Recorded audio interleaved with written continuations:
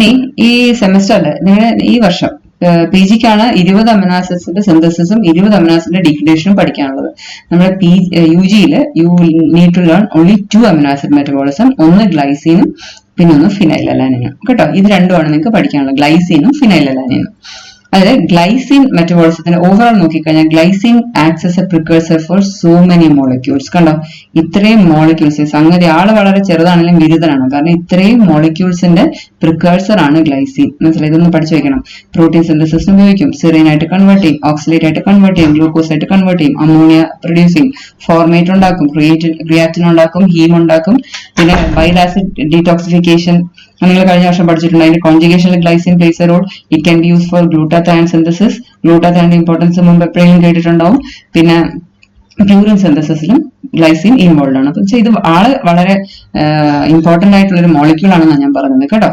അപ്പൊ ഗ്ലൈസിന്റെ സിന്തസിസും ബ്രേക്ക് ഡൗണും ഇതാണ് നമ്മൾ ഇന്ന് പഠിക്കാൻ പോകുന്നത്. ഇത് എളുപ്പമാണ്. ഫിനൈൽ അലാനിൻ വലിയ വലിയ സ്റ്റെപ്സ് ഉണ്ടെങ്കിലും ഗ്ലൈസിൻ വളരെ സിമ്പിളാ.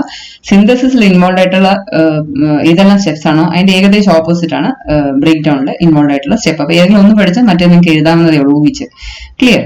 അപ്പൊ നമ്മുടെ മെയിൻ ആയിട്ട് സിന്തസിസ് ഏതൊക്കെ പാത്വേസ് ആണെന്ന് നോക്കാം. എസ് എ വന്നു കഴിഞ്ഞാൽ നിങ്ങൾക്ക് ഫുൾ മാർക്സ് ആവട്ടെ പഠിച്ചെഴുതിയാലും. അപ്പൊ ആദ്യത്തത് CO2 അമോണിയം കൂടെ ചേർന്ന്. നിങ്ങൾ ഈ ഒരു കോമ്പിനേഷൻ ഇതിന് മുമ്പ് കേട്ടിട്ടുണ്ടോ? ക്ലാസ് ഇതൊക്കെ ചോദിക്കുന്നതാണ് കേട്ടോ. നമുക്കിവിടെ വീഡിയോ ആകുമ്പോൾ ഇതൊന്നും ഇന്ററാക്റ്റീവ് ആയിട്ട് ചെയ്യാൻ പറ്റുന്നില്ല. CO2 അമോണിയം കൂടെ ചേർന്ന് ഇതിനു മുമ്പ് നിങ്ങൾ പഠിച്ചിട്ടുണ്ട്. എവിടെയാ? കഴിഞ്ഞ ക്ലാസ്സിൽ തന്നെ. യൂറിയ സിന്തസിസിൽ ആദ്യം കാർബമോയിൽ ഫോസ്ഫേറ്റ് ഉണ്ടാകുന്നില്ലേ? പക്ഷെ ഇവിടെ അതല്ല. ഇവിടെ CO2 അമോണിയം കൂടെ ചേർന്ന് by glycine synthase it is converted to glycine. Okay, അപ്പൊ CO2 അമോണിയം മാത്രം ചേർന്ന ഗ്ലൈസിൻ കിട്ടത്തില്ല, ഇടയ്ക്ക് ഒരു മെഥിലിൻ ഗ്രൂപ്പ് കയറണം. ഈ മെഥിലിൻ ഗ്രൂപ്പ് ട്രാൻസ്ഫർ ചെയ്യുന്ന ആളാണ് N5N10 methyl tetrahydrofolate. This is tetrahydrofolate. അപ്പൊ N5N10 ഇവിടെ ഈ ആൽക്കൈൽ ഗ്രൂപ്പ്സ് എല്ലാം ട്രാൻസ്ഫർ ചെയ്യുന്ന ഒരു മോളിക്യൂൾ ആണ് ടെട്രാഹൈഡ്രോഫോളേറ്റ് എന്ന് പറയുന്നത്. Okay, it is a coenzyme of glycine synthase. അപ്പൊ N5N10 മീഥൈൽ ടെട്രാഹൈഡ്രോഫോളേറ്റ് ഇവർക്ക് methyl group methylene group transfer ചെയ്ത് ബാക്കി ടെട്രാഹൈഡ്രോഫോളേറ്റ് പുറത്തേക്ക് ഇറങ്ങും. അതിന്റെ ഒപ്പം തന്നെ NADH is converted to NAD+. Glycine synthase, ഇവിടെ ATP ഇൻവോൾവ് അല്ലാത്തതുകൊണ്ടാണ് സിന്തേസ് അല്ലെങ്കിൽ സിന്തറ്റേസ് എന്ന് പറഞ്ഞത്. അങ്ങനെ നമുക്ക് ഗ്ലൈസിൻ കിട്ടും. Okay, that is the first step. CO2 ammonia in presence of N5N10 methylene tetrahydrofolate gives glycine. First step. പഠിച്ചോ? ഇത് വീഡിയോ കേൾക്കുമ്പോൾ ഇത്രയും നിങ്ങൾ കേട്ടതിന് ശേഷം വീഡിയോ പോസ് ചെയ്യണം. പോസ് ചെയ്തതിന് ശേഷം നിങ്ങൾ ഇത് സ്വന്തമായി എഴുതി പഠിക്കണം. കാരണം ഇല്ലെങ്കിൽ കാണാപ്പാടം പഠിക്കാൻ ഭയങ്കര ബുദ്ധിമുട്ടാണ്. സ്വന്തമായിട്ട് ഈ വീഡിയോ പോസ് ചെയ്ത് നോക്കാതെ സ്വന്തമായിട്ട് എഴുതാൻ ശ്രമിക്കണം. ക്ലിയർ?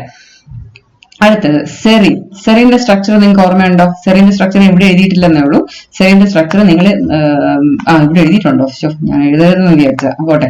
എന്താ സെറിന്റെ സ്ട്രക്ചർ എന്ന് പറഞ്ഞാല് മീഥൈൽ, നിങ്ങൾക്കറിയാം ഈ മീഥൈൽ ഗ്രൂപ്പ് മാത്രമാണ് ഈ സ്ട്രക്ചറിലേക്ക് വരുന്നെങ്കിൽ അലാനിൻ ആണ്. ഓക്കെ, അലാനിലെ ഹൈഡ്രജൻ മാറി അവിടെ ഹൈഡ്രോക്സി ഗ്രൂപ്പ് വന്നാൽ that become serine. Clear? Serine is A hydroxy amino acid, അറിയാലോ നിങ്ങൾക്ക്.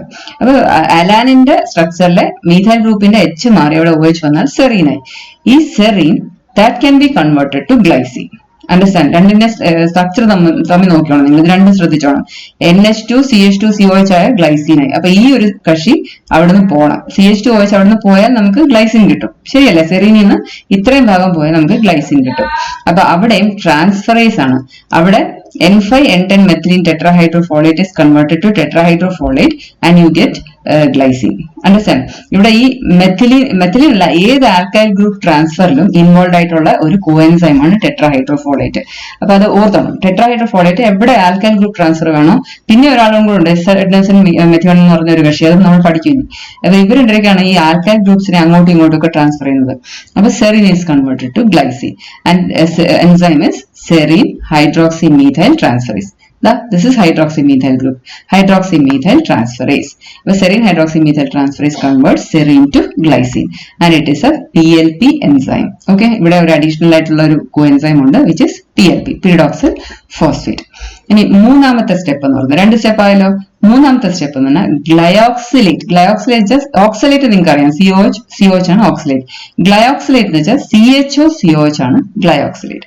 സോ ഗ്ലയോക്സിലേറ്റ് ക്യാൻ ബി, ഇവിടെ നമുക്ക് C ഡബിൾ ബോണ്ട് O എന്ന് പറഞ്ഞാൽ C double bond O H ആണല്ലോ CHO എന്ന് പറഞ്ഞാൽ.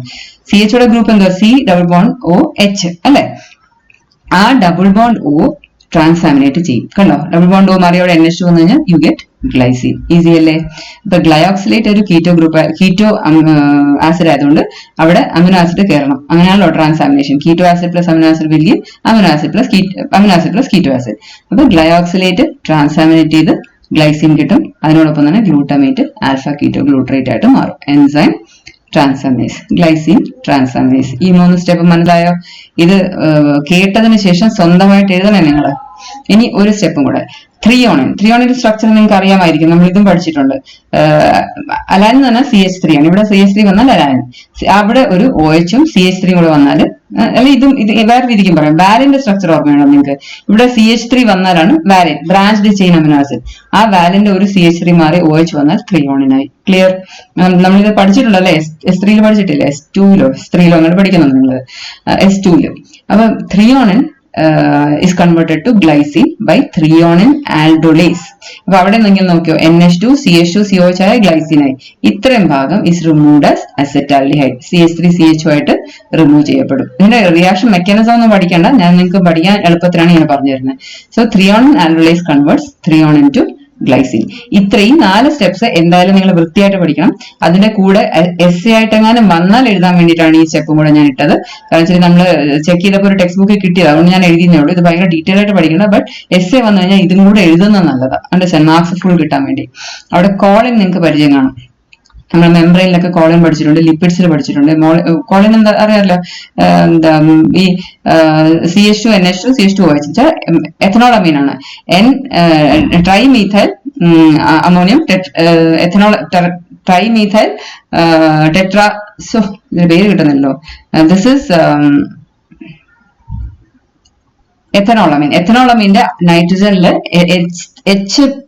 H3യുടെ H മാറി മീഥൈൽ ഗ്രൂപ്പ് വന്നു കഴിഞ്ഞാൽ ട്രൈമീഥൈൽ അമോണിയം എഥനോളമീൻ ആണ് ഈ സംഭവം, കോളിൻ എന്ന് പറയുന്നത്. ശരിയല്ലേ? ഇവിടെ NH3+ വന്നു കഴിഞ്ഞാൽ എഥനോളമീൻ ആണ്. ഈ സ്ട്രക്ചർ പഠിക്കാൻ വേണ്ടി ഞാൻ ഇങ്ങനെ പറയുന്നത്, കൺഫ്യൂഷൻ ആവല്ലേ നിങ്ങൾക്ക്. CH2 NH2 CH2 OH ആണ്, എഥനോൾ അമീൻ ആണ്. ആ NH2 എന്നുള്ളത് ഒരു H+ കൂടെ കയറി കഴിഞ്ഞാൽ it becomes ionic form of ethanolamine. ആ ഹൈഡ്രജൻ 3 മാറി അവിടെ മീഥൈൽ ഗ്രൂപ്പ് വന്നു കഴിഞ്ഞാൽ ഇറ്റ് ബിക്കംസ് കോളിൻ. ക്ലിയർ അല്ലേ? അപ്പൊ ആ Colin is converted to is oxidized to betaine. അവിടെ സംഭവിക്കുന്നത് എന്താ നോക്കിയാൽ CH2 OH is converted to COH. So choline is converted to betaine. Betaine in ഒരു മീഥൈൽ ഗ്രൂപ്പ് പോയി കഴിഞ്ഞാൽ ഡൈമീഥൈൽ ഗ്ലൈസിനായി മാറി. ഇവിടുത്തെ ഒരു CH3 പോയി, അപ്പൊ ഡൈമീഥൈൽ ഗ്ലൈസിൻ. അവിടെ വീണ്ടും ഒരു മീഥൈൽ ഗ്രൂപ്പ് പോയി കഴിഞ്ഞാൽ മീഥൈൽ ഗ്ലൈസിനായി. ഒന്നുകൂടെ മീഥൈൽ ഗ്രൂപ്പ് പോയി കഴിഞ്ഞാൽ ഗ്ലൈസിൻ. ഈ സ്റ്റെപ്പ് ഇത് പഠിക്കാൻ നമുക്ക് വലിയ പ്രയാസം ഇല്ലാത്തതുകൊണ്ടാണ് ഞാൻ എഴുതി ചേർത്തത്. നമ്മുടെ ടെക്സ്റ്റ് ബുക്കിലൊന്നും, എല്ലാ ടെക്സ്റ്റ് ബുക്കിലൊന്നും ഇല്ല, ഒരു ടെക്സ്റ്റ് ബുക്കിൽ കണ്ടപ്പോൾ ഞാൻ എഴുതിയെടുത്തേ ഉള്ളൂ. എസ് എ വന്നാൽ നിർബന്ധമായിട്ട് നിങ്ങൾ ഇതും കൂടെ എഴുതണം, ഫുൾ മാർക്സ് കിട്ടാൻ വേണ്ടി. അപ്പൊ നമ്മൾ കോളിനിൽ സ്റ്റാർട്ട് ചെയ്യുക, എന്നിട്ട് ബീറ്റൈൻ ആയിട്ട് കൺവേർട്ട് ചെയ്യുന്ന, ഓക്സിഡൈസ് ചെയ്ത് ബീറ്റൈൻ ആവുന്നു. ബീറ്റൈൻ പിന്നെ ഡീമെഥിലേറ്റ് ചെയ്ത് ഡൈമീഥൈൽ ഗ്ലൈസിൻ ആവുന്നു. വീണ്ടും ഡീമെഥിലേറ്റ് ചെയ്ത് സാർക്കോസിൻ ആവുന്നു, ദാറ്റ് ഇസ് മീഥൈൽ ഗ്ലൈസിൻ. വീണ്ടും ഡീമെഥിലേറ്റ് ചെയ്ത് ഗ്ലൈസിൻ കിട്ടുന്നു. കൺഫ്യൂഷൻ ആയിട്ടില്ലല്ലോ? ഓക്കെ, അപ്പൊ സിന്തസിസ് ഓഫ് ഗ്ലൈസിൻ കിട്ടിയല്ലോ.